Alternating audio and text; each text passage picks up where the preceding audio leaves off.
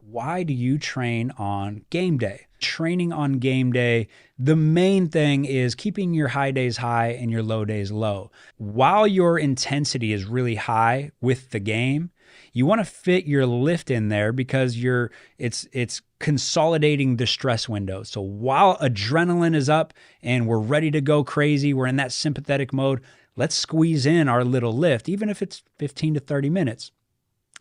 Then that gives me the next day to recover. Otherwise, I'm basically going high intensity every single day. So game day is this whole long process, and they're on their feet a lot. So most teams will do a morning shoot around. You got to warm up for that shoot around. You got to be on your feet for an hour. And so this day is so high intensity that if you go, okay, well, I'm not going to lift today, I'm going to do a hard lift tomorrow. Well, then you don't really have any time for recovery. And I don't believe in like sitting on the couch all day, but sleep in, get plenty of sleep that next day. And if you want to get a light shoot around, if we want to move a little bit, movement snacks throughout the day, we might do a little mobility circuit. We might throw in some core on that day, some ball handling. Like we want to keep you active for sure, but we don't want to do anything high intensity that day. The only time that we don't train on game day is the first night of a back-to-back.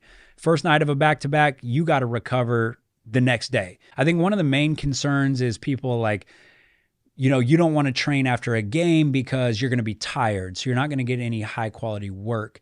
Now, this obviously depends on minutes. It depends on age. There's a lot of factors that go into this. It's this whole psychological event, the crowd. You might be kind of pissed off that you didn't play more. You might still have some pent up energy that you want to get out. And if you don't get that energy out, it might actually influence your sleep negatively. Getting a really good lift and getting out that extra energy, so important for those guys.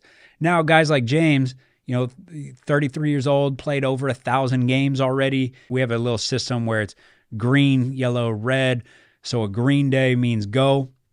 Like we're pushing, like let's go for adaptations. A yellow day is like you're pretty drained, so we don't want to push because we're just risking injury if we push hard after you're super drained. And then a red day is just like, I'm done.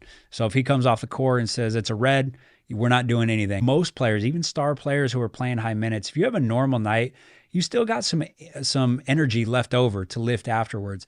They're not going to be able to do plyos for the most part, just because they got so many ground contacts on the court. But they can get in and get a little movement circuit, and they actually feel better after. They feel more recovered after. Really getting a full body circuit right after a game, even if it's just 15, 20 minutes, that's one of the best things you could do for recovery. And a lot of times that's all you really need for maintenance of muscle mass throughout the season.